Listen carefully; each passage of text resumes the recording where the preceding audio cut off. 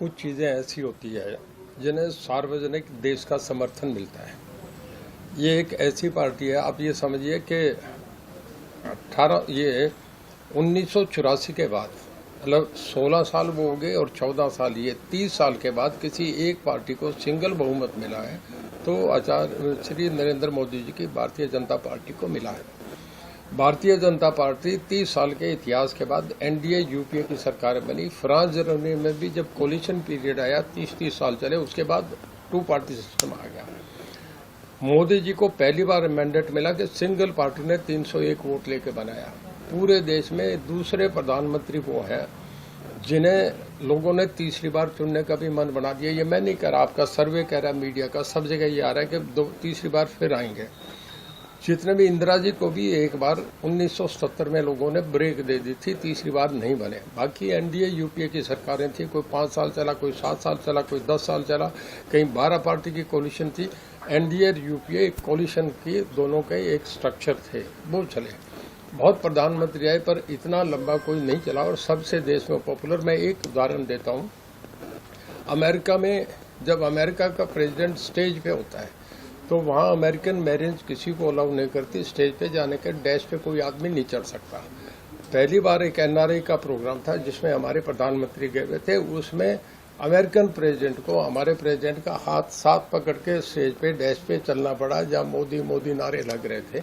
आज मोदी साहब को यहाँ नहीं पूरे वर्ल्ड में लोगों ने बहुत पॉपुलर लीडर माना है, हर एजेंसी ने उन्होंने माना है। और इस करके भारतीय जनता पार्टी की एक रैली थी। मेरा इनसे ये संबंध है कि जब चुनाव हुए, एक जिसे कहें कि एक पार्टी को बहुमत नहीं मिला था, एक खंडित जनादेश था, 40, 31, 10 और 7। हम 7 इंडिपेंडेंट थे। सबसे पहला आदमी मैं था जिसने अनकंडीशनल बीजेपी को समर्थन दिया, खाली मोदी जी को वो देख के। इसके बाद बीजेपी से मेरा एक अब तक बहुत अच्छा रहा, उनका भी मुझे पूरा समर्थन रहा, मुझे भी वो उन्होंने बहुत इज्जत दी। और मैं बीजेपी के, तो मुझे ये नहीं देख रहा था। मुझे सीएम साहब ने कहा कि आप सिरसा रैली में हमारी मदद करेंगे, मैं पूरी तरीके से मदद लगी। मैं उनकी कैबिनेट मिनिस्टर था। मुझे कहा गया, मैंने पूरा उस रैली के लिए जोर लगाया। बहुत बड़ा जन समूह था, पंजाब में भी रैली थी, हमारे यहाँ थी। इतना बड़ा जोश, इतना मतलब सब जगह जो फीडबैक आया, मीडिया भी कह रहा है बहुत सक्सेसफुल रैली थी। और इसके बाद विपुल जी हमारे उस रैली में कन्वीनर बना के भेजे थे, ये संयोजक थे उस रैली का। सब लोगों का आपस में हमारा बड़ा अच्छा कोऑर्डिनेशन रहा और वो रैली अभूतपूर्व रैली थी। सरसा के इतिहास में मैंने वहां भी बताया था कि एनटी रामाराव की ऐसी रैली, दूसरी एक बार वेंकैया नायडू आए थे तब ऐसी रैली थी, ये तीसरी ऐसी बड़ी सभा थी। सर, इस रैली में आप सरकार का समर्थन करने के नाते मौजूद थे, लेकिन सर 2024 की तैयारी में भारतीय जनता पार्टी जीती हुई है। इन सभी लोकसभा स्तर पे होने वाली रैलियों का मकसद भी 2024 का होमवर्क है। तो ऐसे में सर आपकी राजनीतिक तौर पर क्या भूमिका हो सकती है आने वाले 2024 में चुनाव में? देखिए, आज आप इंडिपेंडेंट एमएलए, सरकार में समर्थन मिलाते मंत्री हैं, लेकिन क्या रणनीति है सर? देखिए, कोई भी पार्टी कहीं भी रैली करेगी उसका राजनीतिक मीनिंग होता है। हर पार्टी अपने आप को आगे की एडवांसमेंट के लिए काम करती है, दूसरी पार्टी भी करेगी, भारतीय जनता पार्टी भी करेगी। अब अगले चुनाव जब होंगे लोकसभा पे, मेरा उनसे गठबंधन है सरकार के साथ। मुझे जब उस वक्त जब ऐसी स्टेज आई कि मुझे पार्टी के राष्ट्रीय अध्यक्ष उस दिन अमित शाह जी भी आए थे और सीएम साहब भी थे, मुझे वो कहेंगे बातचीत करके, उसके बाद मैं कहीं दूर नहीं हूँ, उनके साथ हूँ।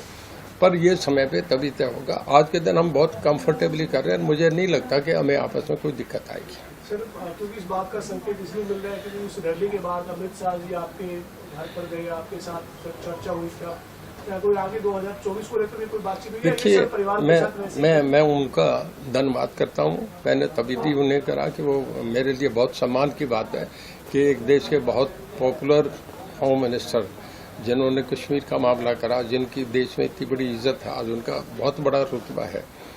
पटेल के बाद दूसरे ऐसे होम मिनिस्टर हैं, अगर वो मेरे घर आए, ये जो देवीलाल का घर था, अगर मुझे आके इज्जत सम्मान दिया तो मैं तो बहुत इस बात से उनका धन्यवाद करता हूँ। मैं उनका बहुत इस बात के लिए मन से उनका मौसूफ हूँ कि उन्होंने मुझे इतना आगे घर सामान दिया। मेरे घर चाय पी, मेरे लिए सामान था, खाली उन्होंने आना था, चाय एक जगह पीनी थी, मेरे घर उन्होंने चाय पी, मैं ये कहूँगा। सर 10 सीटों का लक्ष्य रखा है 2024 में, 10 सीटों का लक्ष्य रखा है कि भाजपा की 10 लोकसभा सीटें हैं, आपको जी। लगता है? अमित शाह जी ने मंच पे कहा सर कि 10 की 10 सीटें एक बार फिर से 2019 की तरह 2024 में भी आप भारतीय जनता पार्टी को जितवाएं। तो 2024 में क्या 10 की 10 सीटों की बात हो रही तो गठबंधन जो भी मौके पे सरकार का है हरियाणा में, वो गठबंधन रहेगा या बिना गठबंधन के? देखिए, उनका पिछला हिसाब देखें तो विश्वास बनता है, क्योंकि उन्होंने उत्तर प्रदेश में कहा था कि 85 जीत के दूंगा। ये तो 10 सीट है, मैं नहीं मानता कोई ज्यादा दिक्कत। 10 की 10 सीट जिता के देंगे, मुझे भरोसा है। इसका मतलब माने कि लोकसभा में बिना गठबंधन के जाएगी बीजेपी, जिस तरीके से चुनाव किए जा रहे हैं तो जेजेपी के साथ नहीं होंगे। देखिए, गठबंधन मेरा उनका नहीं है, गठबंधन भारतीय जनता पार्टी का और जेजेपी का है। इसमें मैं अधिकृत आदमी नहीं हूँ, इस पे वही दोनों बताएंगे कि उनका गठबंधन चलेगा या नहीं चलेगा।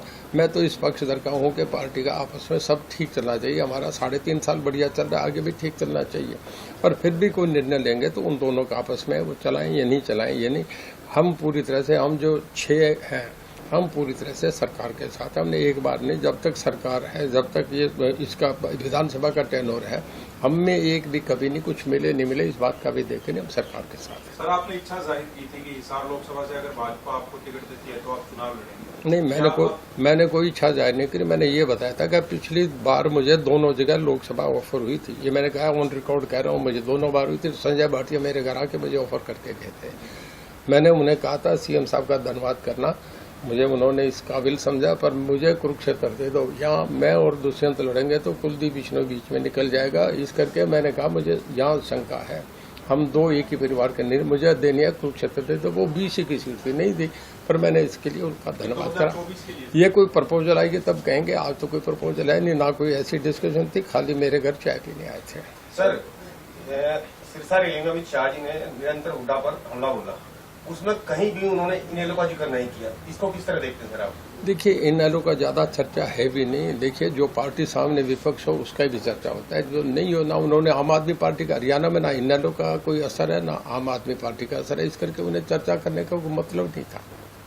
सर, इन राजनीतिक जो रैली, ये जो कार्यक्रम, इसके अलावा एक सवाल है सर, अभी गर्मी जो है वो एक तरह से बढ़ रही है और मौसम पिछले कुछ दिनों ठीक रहा है।